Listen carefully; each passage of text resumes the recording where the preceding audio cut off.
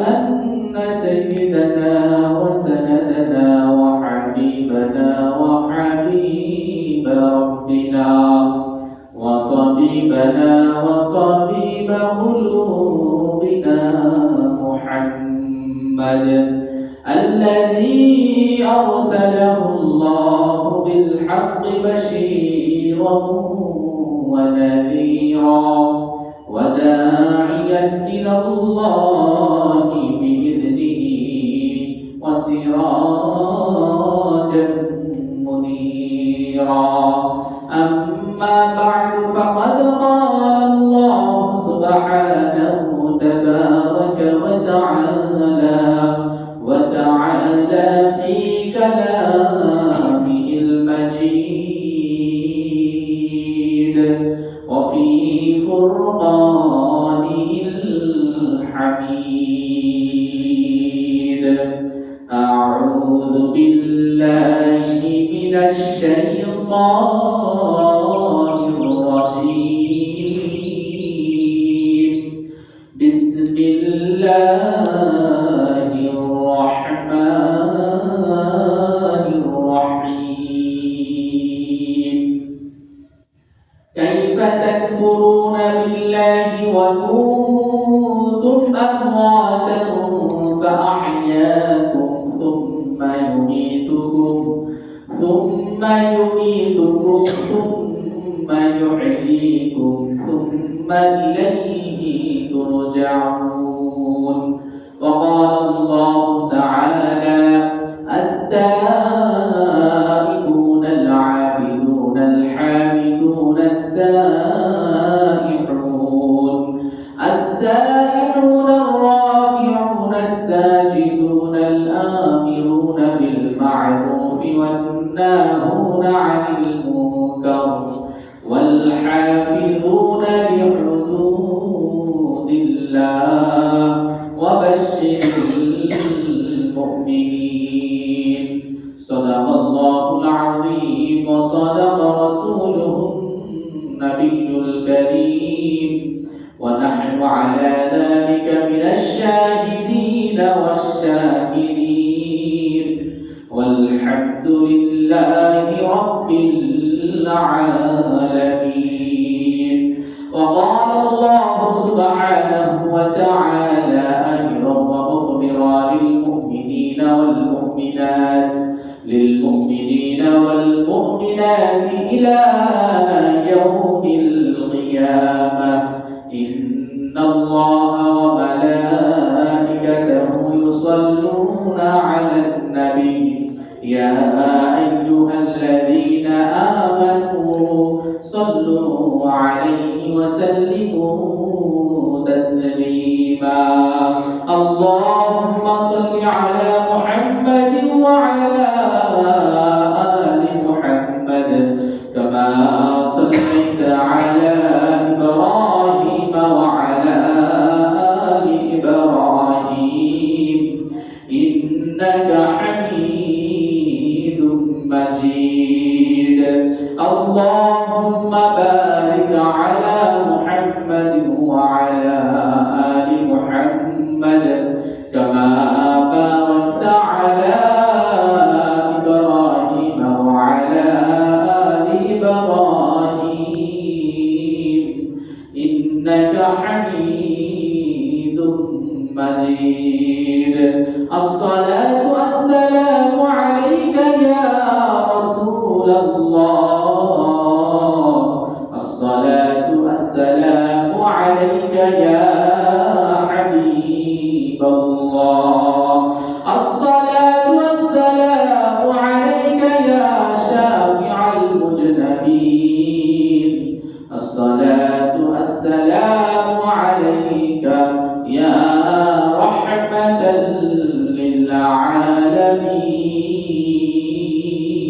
للعالمين الحمد لله الحمد لله আল্লাহ পাক রব্বুল আলামিন লাখো কোটি শুকরিয়া যে আল্লাহ পাক রব্বুল আলামিন আমাকে আপনাকে মহব্বত করে ভালোবেসে সাইয়্যিদুল আইয়াম জুমাআর দিনে সাইয়্যিদুল মাকান আল্লাহর ঘর মসজিদে এসে কিছু কথা বলার মতো তৌফিক দান করেছেন সেই মহান রবের কাছে শুকর আদায় করে আলহামদুলিল্লাহ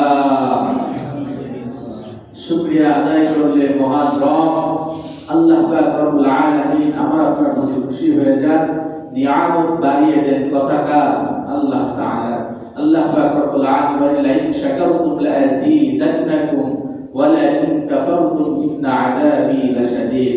যখন আমার বান্দা বান্দী আমার শুকরিয়া আদায় করে আমি আল্লাহ তাআলা তাদের সব কিছুর ভিতরে আমি নিয়ামত দিয়ে দিই, নিয়ামত বাড়ায় দিই। আর যদি কেউ নাশুকরি করে তার প্রতি অসন্তুষ্ট হয়ে যায় এবং কঠিন আযাবে তাকে পতিত করে।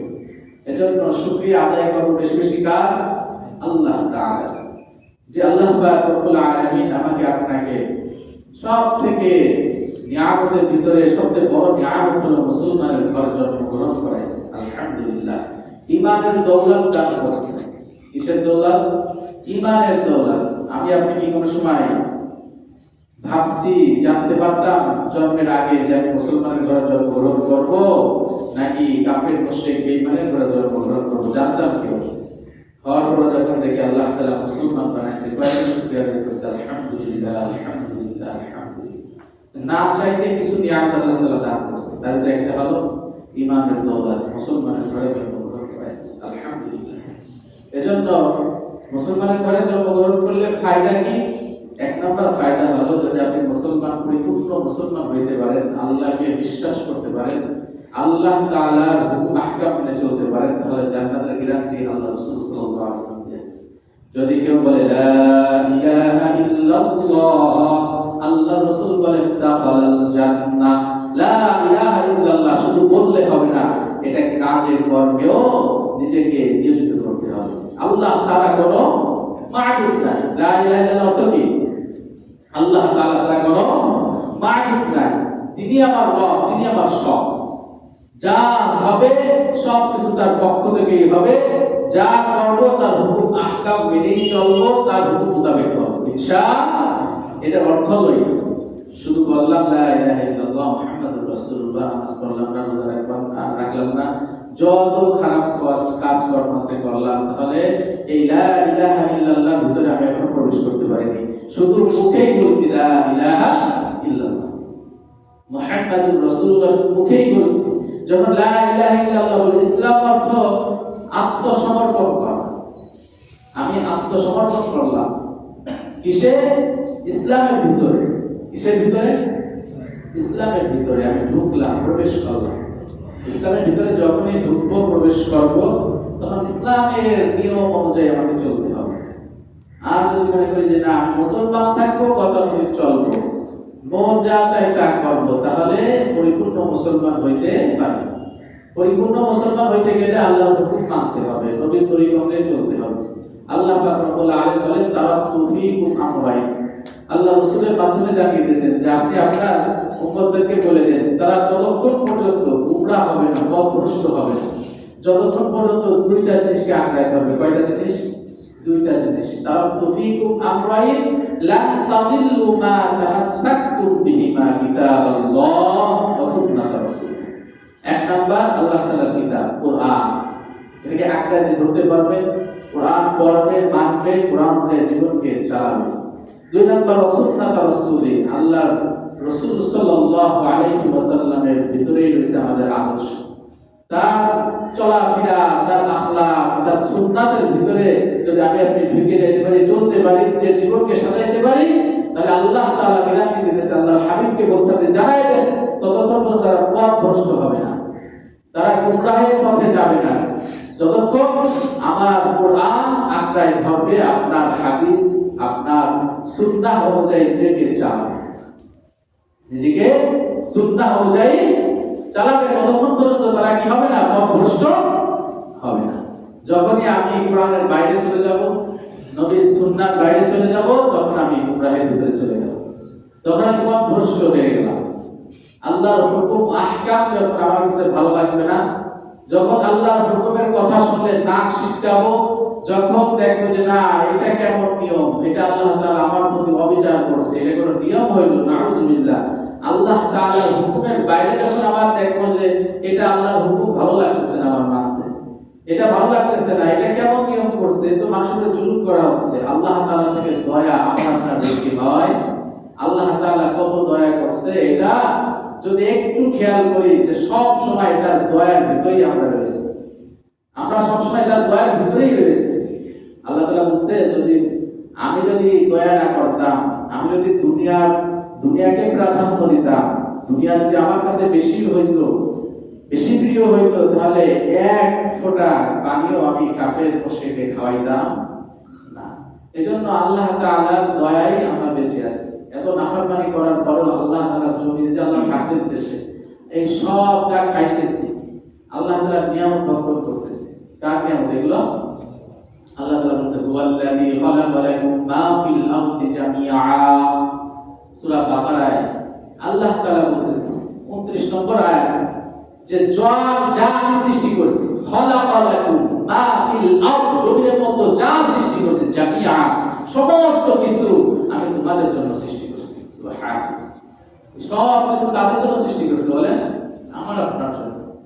আজকে সেই যা আল্লাহর সৃষ্টি আমার আপনার জন্য করছি, আল্লাহ তাআলা নিজে বলতেছে, তার জন্যই আমি আজকে আল্লাহর নাফরমানি করতেছি, আল্লাহর গোলামি বাদ দিয়ে তার পিছনে দৌড়াইতেছি। আল্লাহ তাআলা বলছে, সব তো তোমাদের জন্য সৃষ্টি করেছি, সব তোমাদের জন্য সৃষ্টি করেছি। একটা জিনিস চিন্তা করেন, আপনার রিজিকে যা আছে, আল্লাহ তাআলা যা লিখে রাখছে, ও আর কেউ দিতে পারবে?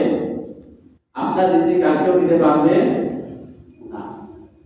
এখন রিজিকটা আপনি হালাল পন্থা ইনকাম করে আনতে পারবেন, আবার হারাম পন্থা, এটুক শক্তি আল্লাহ তাআলা আপনাকে দিয়ে দিয়েছে। একটা ঘটনা বললে ভালো করে বুঝে আসবে। হযরত আলী রাদিয়াল্লাহু তাআলা, উনি একদিন নামাজে যাবেন, একজন ওনার যে ঘোড়াটা ছিল, ওই ঘোড়ার লাগাম থাকতো, কি থাকতো? লাগাম থাকতো। তা একজনকে বলছে, আমি নামাজ পড়ে বের হওয়া পর্যন্ত তুমি এই লাগামটা ধরে রাখবা, আমি তোমাকে বের হয়ে 1 দিরহাম দেব। কয় দিরহাম? 1 দিরহাম। তা লাগামটা অনেক সুন্দর ছিল। উনি করছে কি, ওই লাগামটা খুলে বাজার চলে গেছে বিক্রি করার জন্য। আলী রাদিয়াল্লাহু তাআলা নামাজ দেখে বের থেকে ঘোড়া আছে কিন্তু লাগাম নাই। একজনকে উনি পাঠাইছে, যা অবশ্যই বাজারে কিছুটা বিক্রি করার জন্য, এই 1 দিরহাম নিয়ে যাও, ওই জিনিসটা তুমি ক্রয় করে নিয়ে আসো। কয় দিরহাম? আসলে সে দৌড়ায় চলে গেছে বাজারে, যেটাকে আসলে সে 1 দিরহামের জন্য বিক্রি করতেছে। তো উনি সঙ্গে সঙ্গে 1 দিরহাম দিয়ে ক্রয় করে নিয়ে চলে আসছে। আলী রাদিয়াল্লাহু তাআলা মুস্কি হেসে বলছে, দেখো, আমি তাহলে চাইছিলাম হালাল পন্থায় দিতে, তুমি থাকো, আমি নামাজ পড়ে আসি, তোমাকে 1 দিরহাম দিতেছি। ও কি করলো? চুরি করে ওটা হারাম পন্থায় ইনকাম করলো। কথা বুঝাইতে পারছি? চুরি করে পাইছে কয় দিরহাম? 1 দিরহাম। আলী রাদিয়াল্লাহু তাআলা তাই বলছিল, আমি 1 দিরহাম দেব, তুমি ধরে দাঁড়াও, নামাজটা পড়ে বের হয়ে আসো। কথা বুঝতে পারছেন? রিজিকে আসলে 1 দিরহাম, ও ইচ্ছা করলে হালাল পন্থায় নিতে পারতো, তো বাংলা কি করছে? হারাম পন্থায় ইনকাম করো। এজন্য আমি আপনি ইচ্ছা করলে হালাল ইনকাম করতে পারি। ওই যেটা আপনি হারাম পন্থায় ইনকাম করতেছেন না, ওইটা আপনার কাছে হালাল পন্থায় আসে, ওইটা আপনার রিজিক আছে ভাই। হয়তো একটু দেরি হয়তো, ওর দেরি সহ্য হয়নি, ওর দেরি সহ্য হয়নি। আমি আপনি তাড়াতাড়ি বড় হতে চাই, 2 তলা 3 তলা 5 তলার মালিক তাড়াতাড়ি হতে চাই। দেখা গেছে যে ওই 5 তলা আপনি 10 বছর আগে নিতেছেন হারাম পন্থায়, আর ওইটা আপনার জীবন দশায় হালাল পন্থায় আল্লাহ তাআলা দিত। আপনার হায়াত ততটুকুই থাকবে যতটুকু আল্লাহ নির্ধারণ করে রাখছে। আপনি একটু আগে করার জন্য আপনি হারাম পন্থায় ঢুকেছেন। এই হারাম পন্থায় ইনকাম করার জন্য দেখা গেছে আপনার প্রতি আল্লাহ তাআলা অসন্তুষ্ট হয়ে যেতেছে, আল্লাহ তাআলাকে আপনি নারাজ করে ফেলতেছেন। এজন্য ভাই, রিজিক যা বন্টন হয়েছে, ও কেউ আমার রিজিক দিতে পারবে না। আমরা এই দৌড়দৌড়ি, মারামারি, হানাহানি, কাটাকাটি যা করি, সব শয়তানের ওয়াসওয়াসায় ঢুকাই করতেছে। কেউ যদি এতটুকু বিশ্বাস করে আল্লাহ যে না, আল্লাহ তাআলা আমার রিজিকে যেটা লেখছে, আমার ভাগ্যে যেটা লেখছে সেটা হবে। আমরা ঈমান ঠিকই আনতেছি, কিন্তু ঈমানের সেই স্বাদ আমরা পাই। বলতেছি যে ভালো মন্দ তাকদীরের উপর ঈমান আনতেছি, কিন্তু ভালো মন্দ তাকদীরের প্রতি ঈমান ততটুকু আমরা বিশ্বাস করতে পারতেছি না। আমি মনে করতেছি যে আমার তাকদীরে মনে হয় এটা ছিল না, এটা আমি তাড়াতাড়ি করে একজন একটা সিনাই নিয়ে আসতে হবে, এটা আপনি একজনের তার জোর জুলুম করে নিয়ে আসতে হবে। আসলে ভাই সব কিছুই আল্লাহ তাআলার পক্ষ থেকে হয়। এতটুকু বিবেচনা করার জন্য আল্লাহ তাআলা বলে দিয়েছেন, লাকাদ ওয়ালাকাদ যারা'না লিজাহান্নামা কাসীরাম মিনাল জিন্নি ওয়াল ইনস লাহুম কুলুবুন লা ইয়াফকাহুনা বিহা ওয়া লাহুম আ'য়ুনুন লা ইউবসিরুনা বিহা ওয়া লাহুম আযানুন লা ইয়াসমা'উনা বিহা উলাইকা কাল আন'আমি বাল হুম আদাল উলাইকা হুমুল গাফিলুন। আল্লাহ পাক রব্বুল আলামিন বলতেছেন, কাল কিয়ামতের ময়দানে যখন মানুষ বলবে যে আল্লাহ আমি তো বুঝিনি, আমি এটা করে ফেলছি কিন্তু আমি বুঝিনি, তখন আল্লাহ তাআলা তখন বলবে তোমাকে কি আমি আকল দান করেছিলাম না? কি দান করে দেন? আকল। লাহুম কুলুবুন লা ইয়াফকাহুনা বিহা, কলব দিয়েছিলাম, তোমাদের পাগল বানাইছিলাম না। পাগলের কোনো হিসাব হবে না, পাগলের কোনো হিসাব নাই। যার আকল নাই তার কোনো হিসাব নাই। আল্লাহ বলবে লাহুম কুলুবুন লা ইয়াফকাহুনা বিহা, কিছু মানুষের কলব দিয়েছি, সব দিয়েছি, কিন্তু সেটা দ্বারা তারা উপলব্ধি করে না। ওয়ালাহুম আ'য়ুনুন লা ইউবসিরুনা বিহা, চোখ দিয়েছি ভালো মতো দেখার জন্য, যাচাই বাছাই করার জন্য, তারা সেটা দেখেও না দেখার ভান করতেছে, ভালোটা বুঝেও না বুঝার ভান করতেছে, শয়তানের ধোঁকায় বারবার করতেছে। ওয়ালাহুম আযানুন লা ইয়াসমাউনা বিহা, কান দিয়েছি শোনার জন্য, তারা শোনে না ভালোটা, তারা ভালোটা গ্রহণ করে না। অনেক সময় শুনে ওইটা মানতে চায় না, শয়তানের টাই মানতেছে। উলাইকা কাল আনআম, যারা এরকম করবে যে বুঝেও না বুঝার ভান ধরবে, শুধু দোষ দিবে হুজুরদের, দোষ দিবে আল্লাহ তাআলা, যে এত কিছু, এত হুজুর, কোথায় যাব। আল্লাহ তাআলা বলবে এত হুজুর সব হুজুর, কিন্তু যখন আমার বেলায় আসো তখন হুজুরদের দোষ, যখন আমার বেলায় আসো তখন শুধু এত হুজুর কোথায় যাব। কিন্তু দুনিয়ায় তো মানে ভেজাল কম নাই, তার মধ্যে ভালোটা যাচাই বাছাই করার জন্য যত বিবেক খারাপ লাগে, বুদ্ধি খারাপ লাগে, সব খাটাই দিচ্ছে।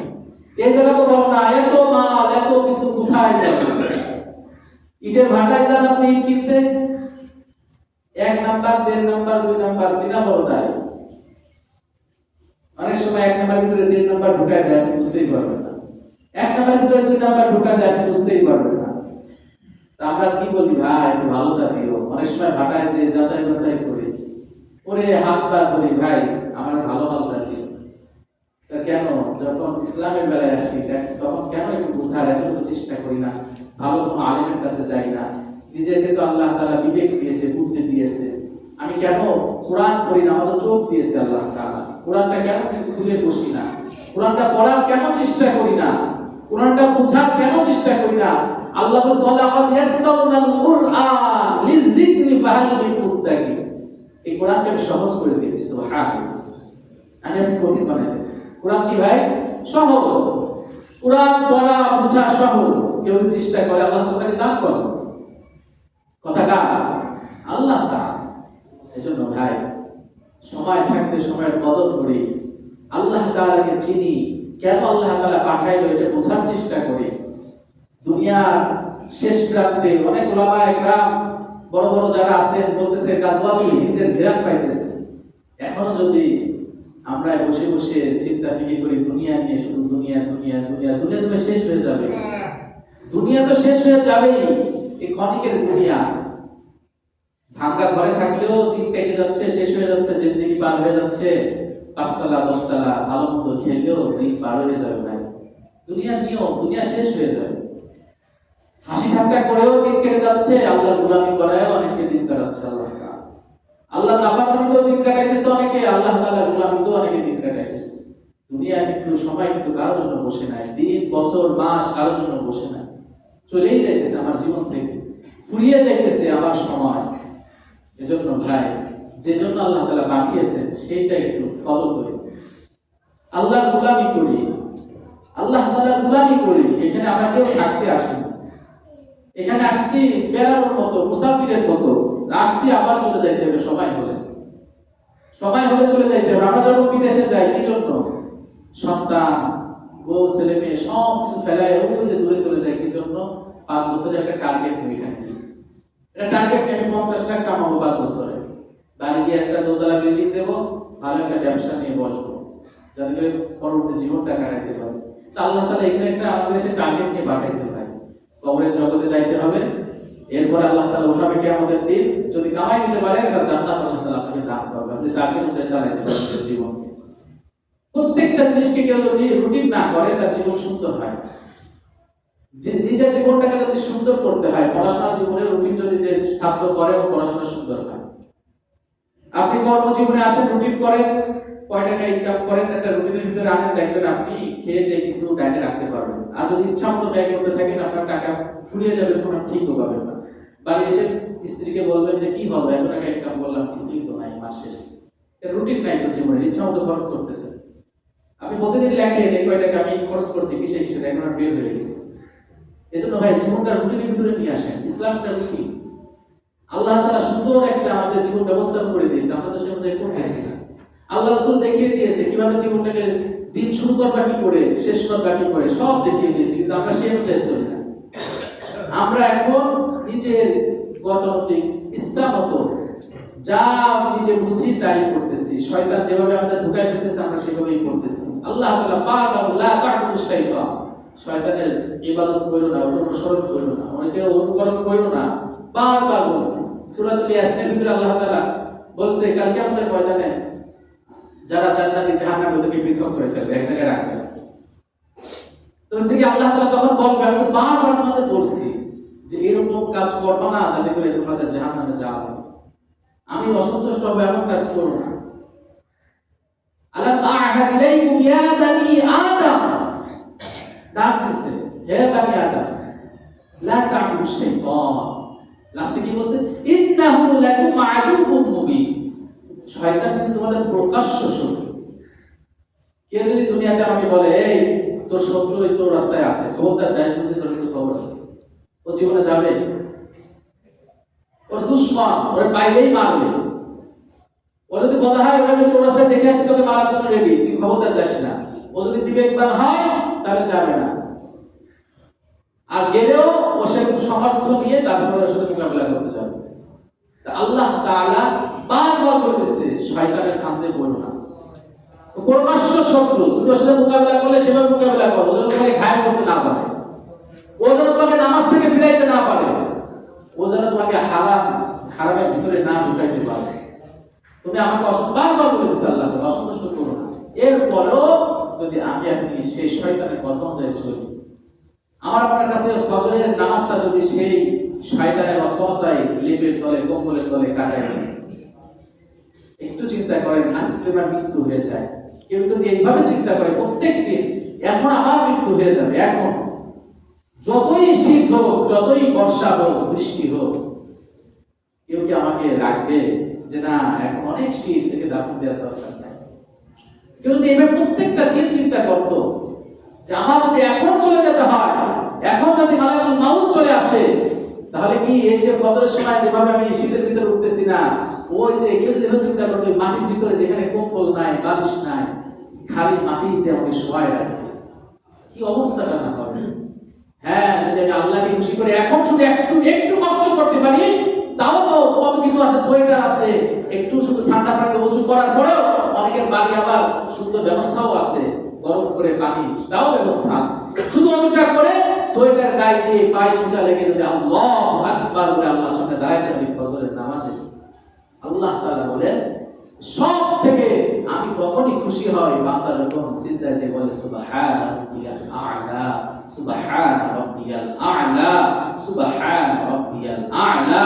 আল্লাহ বলে সাব্বিহতানি সাব্বাহতাক, তোকে তুই আমার পবিত্রতা ঘোষণা করলি, আমি তোকে পবিত্র করে দিলাম। সুবহানাল্লাহ, তুই বান্দা আমার পবিত্রতা ঘোষণা করলি, আমি তোকে পবিত্র করে দিলাম। আল্লাহ বলছে সেই রবের ডাকে আমি সাড়া দিতেছি না।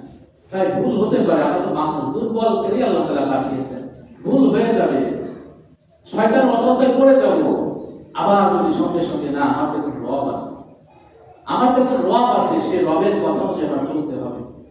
তাহলে দেখবেন যে আবার যখন তাওবা করে আল্লাহ থেকে ফিরে আসেন, আল্লাহ তাআলা বলেন যখন কোনো বান্দা তাওবা করে আমি এতটা খুশি হই, যেমন ভাবে একজন মরুভূমির ভিতরে, এটা হাদিসের ঘটনা, হাদিসের ভিতরে আসে, হাদিসের কিতাবে একজন মরুভূমির ভিতরে সফর করতেছিল, তার সওয়ার ছিল ঘোড়া।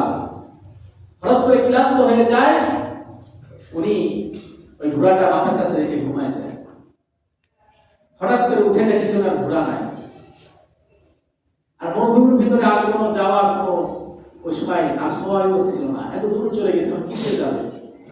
উনি আবার ব্যথা মনে আবার শুয়ে পড়ছে, ক্লান্ত তো আবার ঘুমাই গেছে। হঠাৎ করে উঠে দেখে কি ওনার ঘোড়া ওনার মাথার কাছে।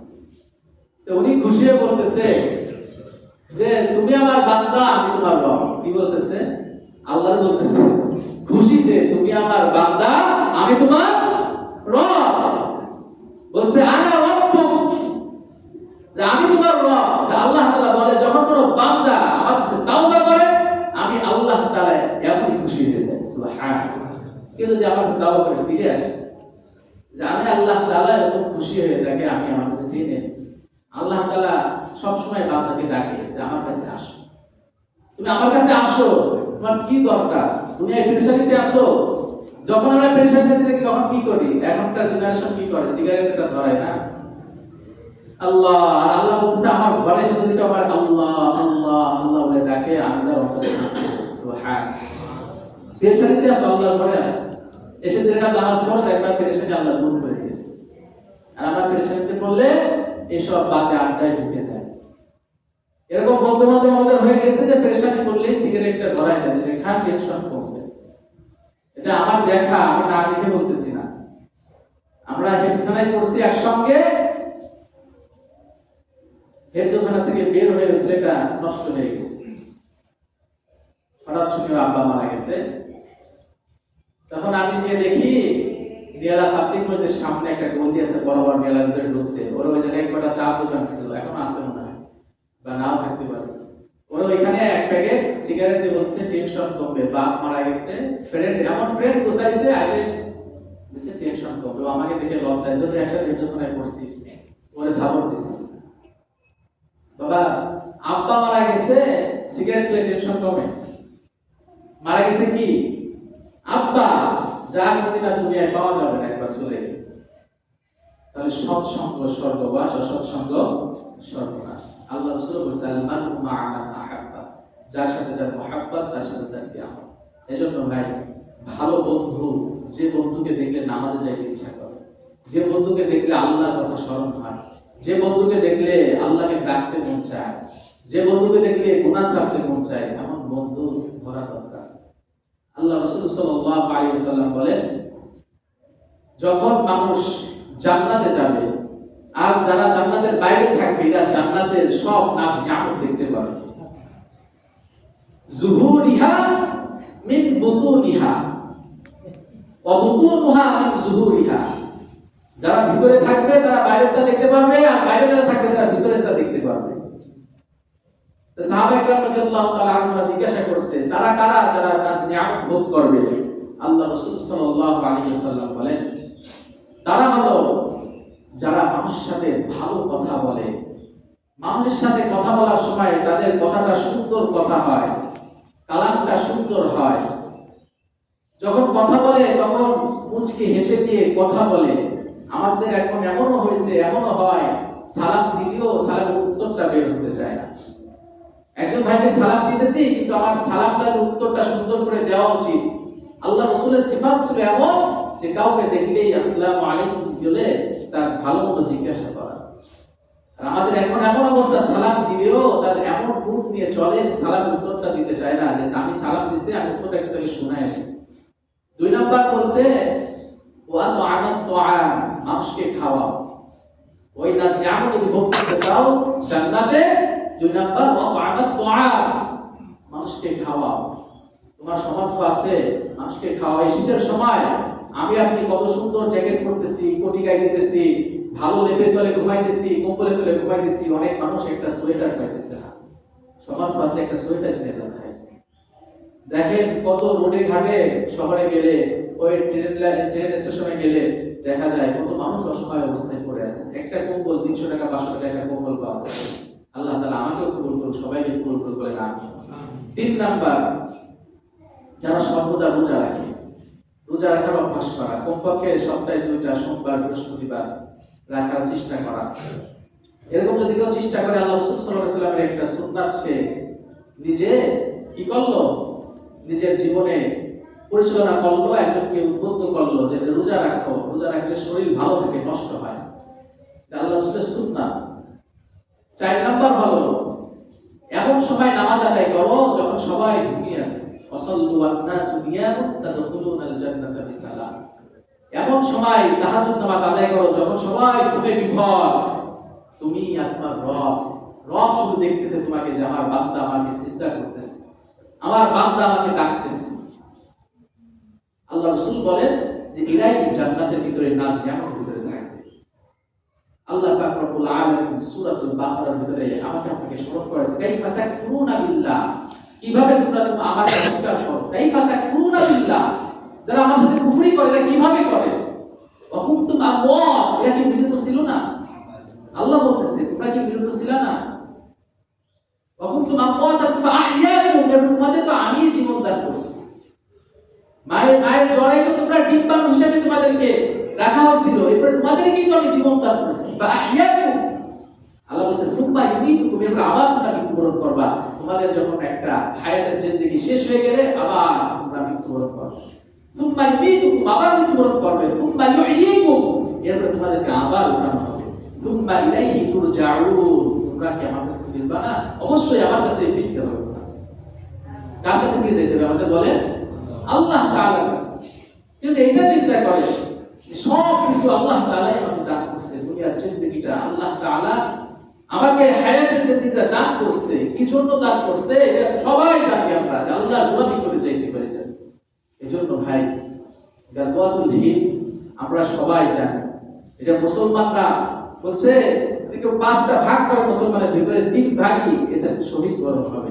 সে শহীদের রাস্তায় মানে জিহাদের রাস্তায় বের হয়ে যাবে, শহীদকে হাসি মুখে বরণ করে নেবে। 3 ভাগ আল্লাহর রাস্তায় জীবন দিয়ে দিবে, আর 1 ভাগ ও হবে গাজী হয়ে ফিরবে, আর 1 ভাগ হলো তারা শহীদের জিহাদের রাস্তা থেকে পলায়ন করবে।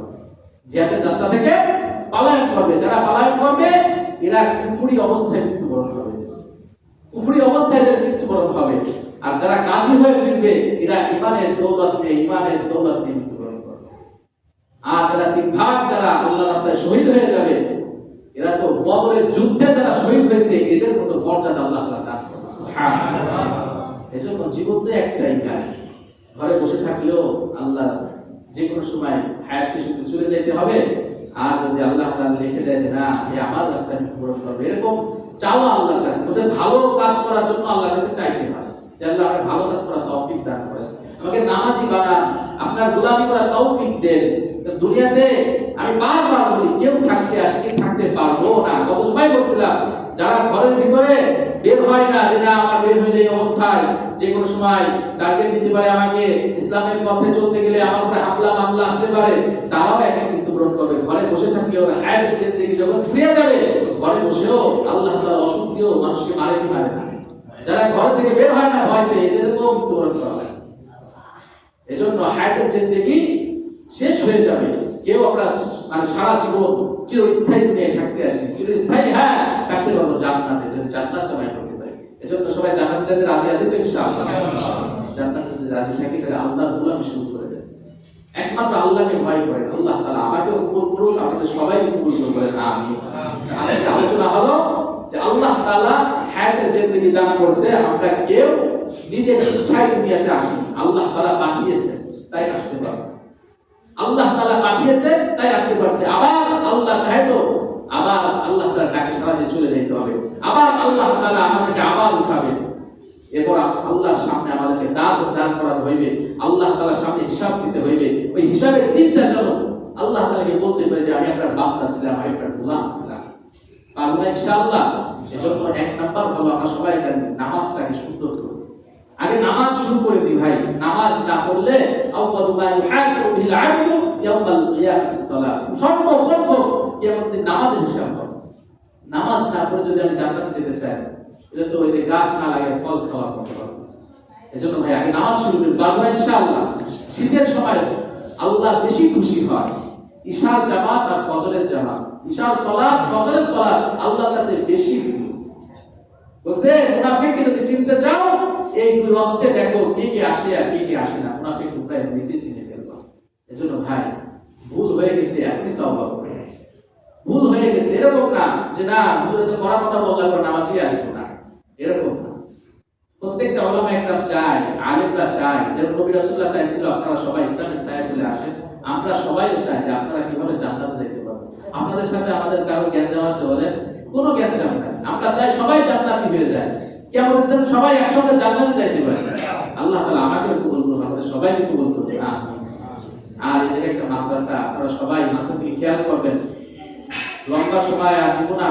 একটা সন্তানকে যদি কেউ যে আমি নিজে হাতে করতে পারি, কিন্তু একটা সন্তানকে আমি যে কয় টাকা লাগে 500 পারি, 1000 পারি, 1500 পারি বা এক বস্তা চাল আমি কিনে দেবো, এরকম সন্তান অনেক আছে যারা পড়ালেখা করতে চায় কিন্তু টাকার অভাবে পারতেছে না। আপনারা একটু এদের সহযোগিতা করতে পারেন যে আমি 500 টাকা এর পিছনে মাসে খরচ করবো। চাই ও যদি হাফেজ হয়, যদি আমল করে পড়তে পারে, কাল কিয়ামতের ময়দানে ওকে আপনি বলবেন বাপ তুই জান্নাতে যাইতেছিস, আমি তোর পড়ার খরচ দিছিলাম, তুই যা পারছিলাম তুই আমাকে নিয়ে যা। হাদিসের ভিতরে আসছে ও আল্লাহর কাছে সুপারিশ করবে আপনার। সুবহানাল্লাহ। যারা পারেন এক তিন ওয়াক্ত খান কোনো ব্যাপার না, কেউ আপনাকে এরকম বলবে না কোনো সন্তান যে আজকে ভালো আমারে গোশত খাওয়াইতে হবে। ওরা ডাল দিয়ে দিলো, আলবদা ডাল দিয়ে খেয়ে আলহামদুলিল্লাহ বলে, ওদেরকে আমরা এটা শিক্ষা দিই। যা সামনে আসবে আলহামদুলিল্লাহ বলে খেয়ে নেবা। এজন্য একটা বাচ্চা যদি কেউ নিতে চান নিতে পারেন, এরকম অসহায় বাচ্চা। এই মালিক আমরা মনে করি সাবরিনা অনেক বড় লোক, এই মাদ্রাসা পুরো আলাদা ভাই। সাবরিনা ফাউন্ডেশন মাদ্রাসা সম্পূর্ণ আলাদা। স্কুল চালায় আমেরিকার একটা সংস্থা, মাদ্রাসা চালায় এই যে মেজর জেনারেল মারা গেছে, মানে কিছু টাকা সংরক্ষণ করা ছিল ওটা মাদ্রাসার জন্য দান করে গেছে, আর প্রায় 4 লাখ টাকা আছে, ওটা শেষ হয়ে গেলে এরকম শোনা যাচ্ছে মাদ্রাসা কেমনে চলবে। তা আপনারা যদি চিন্তা করেন যে আমাদের মহল্লায় একটা হেডখানা হয়েছে, আমরা ঘুমাই থাকি কিন্তু ওরা ওই ভোর রাতে উঠে আমাদের জন্য দোয়া করে, মুরব্বিদের জন্য দোয়া করে। ইনশাআল্লাহ সবাই এদিকে একটু ফলো করবেন, খেয়াল করবেন, ইনশাআল্লাহ আল্লাহ তাআলা আমাদের সবাইকে কবুল করবে। আমিন। ওয়া আখিরু দাওয়ানা আলহামদুলিল্লাহি রাব্বিল আলামিন।